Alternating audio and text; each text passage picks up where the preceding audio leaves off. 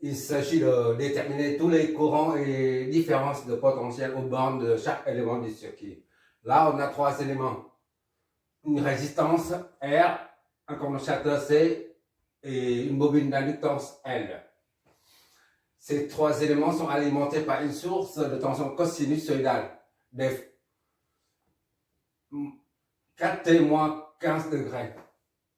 Une fois on aura trouvé les courants et les tensions, on déterminera aussi le déphasage entre VNT, c'est-à-dire la tension aux bornes de la bobine, et la tension aux bornes de la résistance VAT.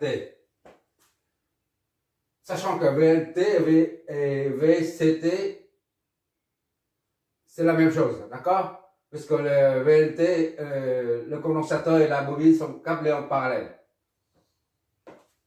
Bon, on y va pour analyser ce circuit. Comme d'habitude, on ne l'analyse pas dans le domaine temporel, on va l'analyser dans le domaine fréquentiel. Et pour ça, il faut convertir tous les paramètres actuels qui sont dans le domaine temporel en paramètres fréquentiels, d'accord? Vn, R, C, L. On va les tous convertir en domaine. On les amène au domaine fréquentiel. On commence par le Vn, d'accord?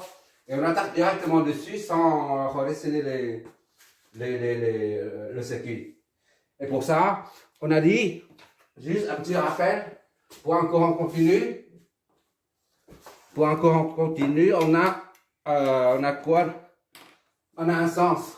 Et on suppose un sens. Et si, d'après les calculs, on trouve E est égal à 2, et bien le sens est bon. Le courant circule dans ce sens-là. Par contre, si on trouve E est égal à moins 3, dans ce cas-là, il faut effacer ça, il faut inverser le sens. Pourquoi? Parce que le courant continu, en tension continue ou courant continu, tension continue, là, ou courant continu, le courant ne circule que dans un seul sens, dans un seul unique sens, d'accord? Tandis que pour une tension en alternatif, cosinusoïdale ou sinusoïdale, comme ça, tantôt positif, tantôt négatif, le courant, d'accord? Et donc dans ce cas, on ne sait pas comment faire en fait. On ne peut pas supposer. On dit, puisque le courant tantôt est dans un sens, tantôt dans l'autre. Donc, comment on fait pour supposer? Si on suppose que le courant va dans ce sens-là, courant alternatif, CA comme alternatif. Mais si on trouve, par exemple, CA égale à 2 ampères, mais sachant qu'après, le courant va changer de sens. Donc, si on suppose un sens, ça n'a pas de sens. Et pourtant, il faut bien qu'il y ait une source. Dans un circuit, il faut bien une source et un récepteur pour pouvoir l'analyser. Donc, il faut une source. Donc, d'après la convention récepteur de la source, pour une source de tension ou de courant, la flèche de tension et le courant sont dans le même sens. D'accord? Il faut bien qu'il y ait une source. De même, il faut bien qu'il y ait un récepteur où le sens du courant et le sens de la flèche de tension s'opposent. Donc, on met quand même une flèche. Bien que le sens du courant change tout le temps. D'accord? On suppose qu'il y a un sens pour I pour pouvoir flécher la tension. De même ici, pour signifier que ici, il y a un récepteur. Ici, c'est pareil, puisqu'on a supposé un sens du courant là. Et pour signifier que ceci est une source de tension ou de courant, la flèche, on met la flèche dans le sens du courant. D'accord? Donc, de là, il y a une source de tension et il y a un récepteur. Et puis, on va l'analyser. S'il n'y a pas de source, il n'y a pas de récepteur, on ne peut pas l'analyser. D'accord? Donc, il faut toujours une source de tension ou de courant plus un récepteur. Pour ça, on suppose quand même, on dessine quand même une flèche. Ça c'est I qui passe dans IR aussi. Disons c'est I là, c'est IR. D'accord? IRT. Let's go. C'est demandé IRT. Après ICT. Ça vient ici ICT. ICT. Et ici c'est ILT. On suppose, hein? ILT. On l'analyse en régime permanent, hein, parce que c'est pas marqué régime transitoire. C'est-à-dire que le circuit est fermé à fonctionner depuis 2 minutes, par exemple. Les courants sont stabilisés, d'accord? Voilà, une fois on a tout ça, il faut les flèches de tension. Ça c'est V source, VS, V1. D'accord? Et ça c'est un récepteur, les deux flèches s'opposent. Celle de tension et celle du courant s'opposent. VRT. Et ça c'est un récepteur, les deux flèches s'opposent. VNT ou VCT c'est la même chose.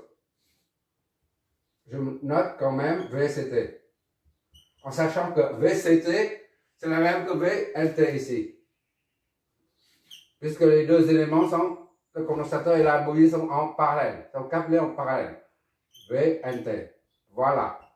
Donc maintenant on voit les récepteurs et une source. C'est comme ça qu'on peut analyser. Même si le sens du courant change tout le temps. C'est-à-dire la tension aux bornes suivent en conséquence. En conséquence, ça suit tout le temps, ça change tout le temps. Bon, maintenant, il faut... La phase de préparation du circuit à l'analyse est terminée. Maintenant, il faut passer à la conversion. Il faut amener tout ça,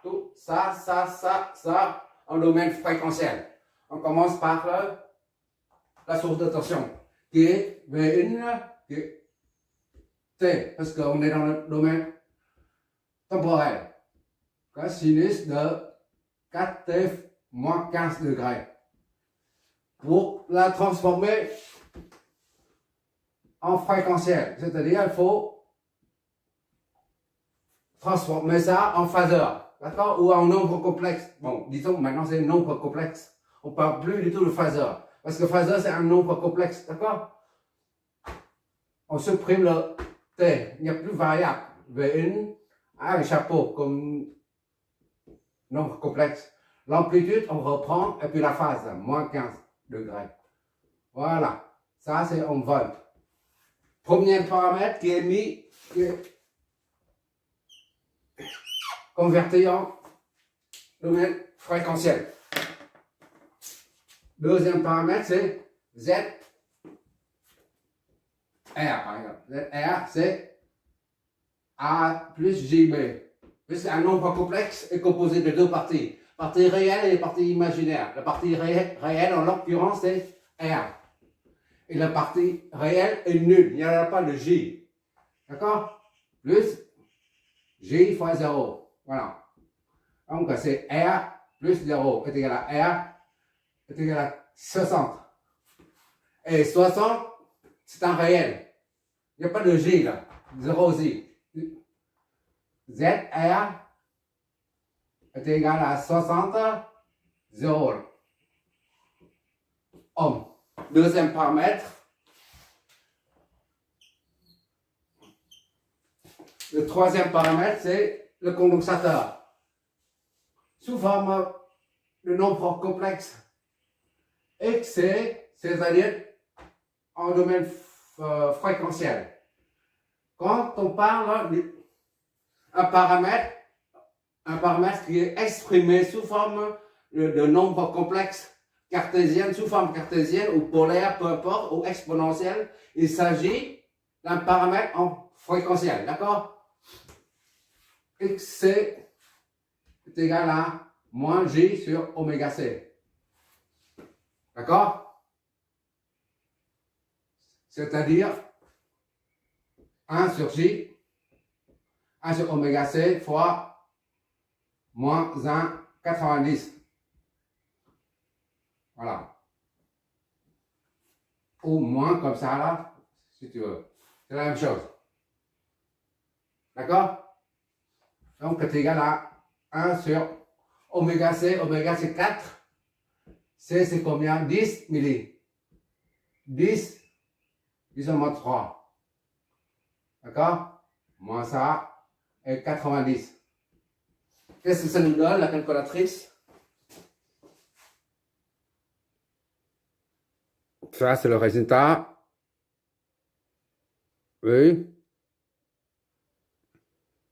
D'accord? Je mets ça sous forme polaire. Un complexe polaire, ça revient. D'accord? 25 moins 90.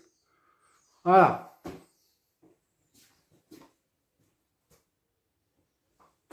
X est donc est égal à moins 25J ou bien est égal à 25 moins 90. Moins 90 degrés. Ça, c'est sous X, la réactance capacitive est sous forme cartésienne. A plus JB, où A est nul. D'accord? Il reste que J et B. J, c'est moins 25. J, c'est J. B, c'est moins 25. D'accord? Et là, sous forme polaire. Tout ça, c'est en ohm. On est en train de convertir les paramètres du domaine temporel en ce fréquentiel. Qu'est-ce qu'il nous reste encore? Ça. XL. D'accord? XL est égal à J oméga N dans le domaine fréquentiel. Donc J oméga c'est 4 fois L. Oméga c'est ici. Oméga est égal à 4 radians par seconde. D'accord? Et N c'est 5. Soit X est à 20 G. Or, G est égal à 1, 90. D'accord? Soit XL est égal à 20, 90. On laisse ça comme ça. On n'a pas besoin de nombres complexes. On verra si on en a besoin ou pas. Pour l'instant, on laisse ça comme ça, sous forme polaire. Si tu n'arrives pas à comprendre ça, tu regardes les 3 vidéos. Les 3 premières vidéos concernant le phaseur et les réactances additives et capacitives. D'accord? Et qu'est-ce qu'il nous reste à faire? Maintenant, il faut trouver l'impédance totale. Donc, l'impédance totale est composée de R, de ZR, plus la combinaison des deux en parallèle. D'accord? Maintenant, on va faire la combinaison des deux en parallèle déjà. On va appeler la combinaison des deux, là, C et L, comme Z, CL. Voilà. Z, C, L est égal à ZC, d'accord? XC plutôt. XC parallèle à XL, d'accord? Ou ZC parallèle à ZN, mais j'ai pas mis, ça c'est ZC si tu préfères. D'accord, c'est la même chose. Et ZL, d'accord? Donc on met ici ZC parallèle ZL. Voilà, comme ça. Soit XC parallèle à XL. Voilà, c'est la combinaison des deux en parallèle. C'est égal à ZCL est égal à XC fois produit sur somme. D'accord? Et ça, ce sont des nombres complexes. Tu prends ici, XC c'est ça. D'accord? 25 moins 90. 90. D'accord? Fois XL, 20, 90. D'accord? Le tout divisé par on est en train de calculer dans le domaine fréquentiel. D'accord? C'est fini. Quand on a trouvé ça, tout est terminé le domaine temporel. On n'y pense plus. Maintenant, on manipule, on calcule tout en fonction des phaseurs, en fonction des quantités, des paramètres en fréquentiel. D'accord? XC, c'est 25 moins 90 plus XL, 20, 90. Tout ça nous donne combien? ZCL est égal à... Voilà le résultat. D'accord? Maintenant, on convertit ça en phaseur ou en forme polaire, c'est la même chose. La forme polaire. Voilà. Ça nous donne combien ça? 190. OK. 190. 190 degrés. Ça, c'est en ohm. Voilà.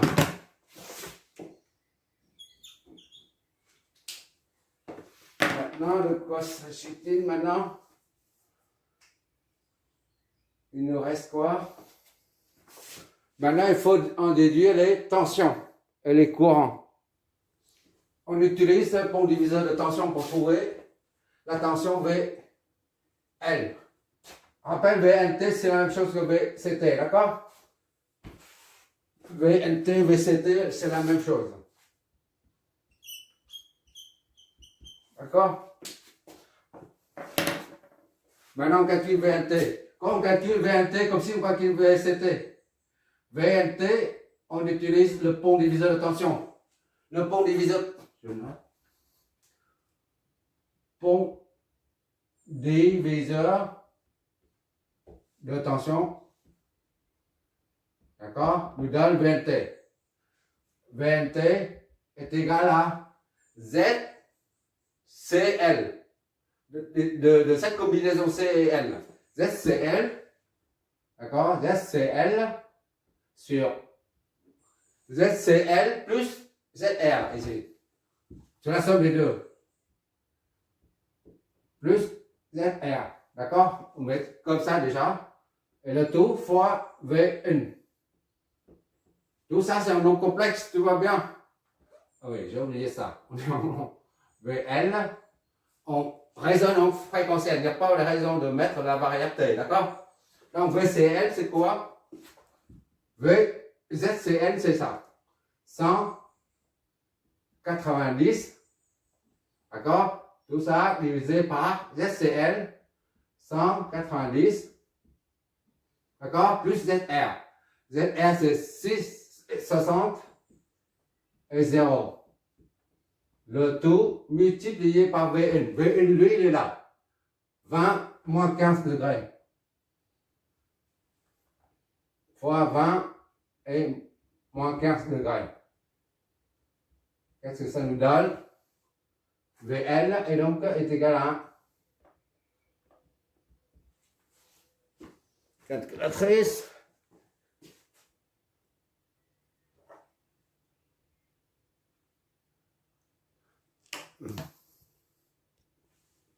Voilà. Je tape. Voilà. V. Et on convertit ça en modules et phases. En modules et phases. Hop. Ça nous donne. Voilà. Vous avez, c'est 10, 29 et moins 74. 10,29 et moins 74,800. Non, 74, 0,34, 0,37. Voilà, degrés. Ça, c'est VR. C'est le phaseur de la tension au bord, de la différence de potentiel au bord de la résisteur R. Ça, c'est en volts. On a VL, VR, ça, VN, on a dit, c'est la même chose que VC. VC. D'accord? C'est la même chose. Et VR, ils se sont tout seuls. Maintenant, il suffit de déduire les courants à partir de là. VL, VR. Bon, U est égal à RI. En code de ligne. Pour IAT. VR est égal à URI. ZR fois IR. Toujours en fréquentiel. Il n'y a pas de T ici. Après, on reconvertira ça en temporel et on aura la variable T. Pour l'instant, on le raisonne toujours en fréquentiel. Donc, IR, le phaseur là, est égal à VR sur ZR. Soit IR est égal à VR, c'est ça. 10, 29, moins 74, 0,37 degrés, divisé par ZR. ZR, c'est 60 et 0. D'accord? Et ça donne IR. C'est combien ça?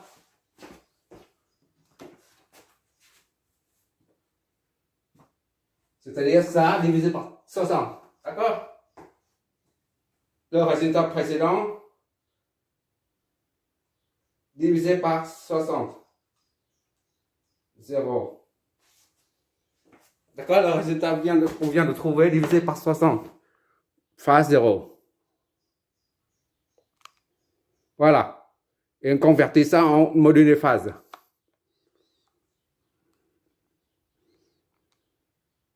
Voilà, 0,171 et moins 114. Ça donne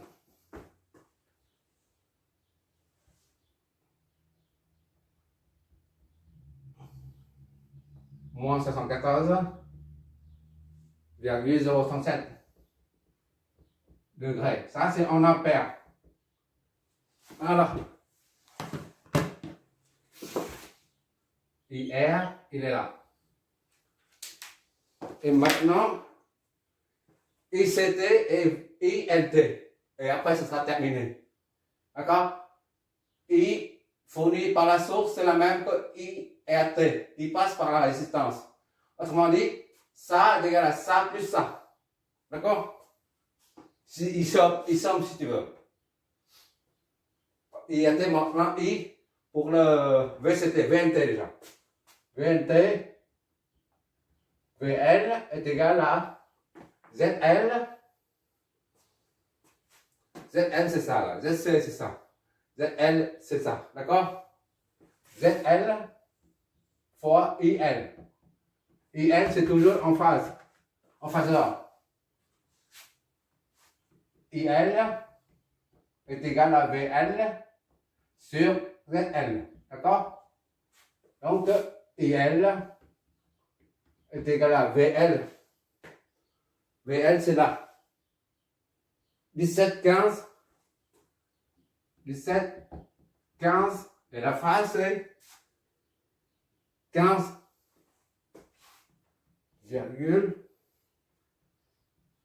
degrés. Voilà.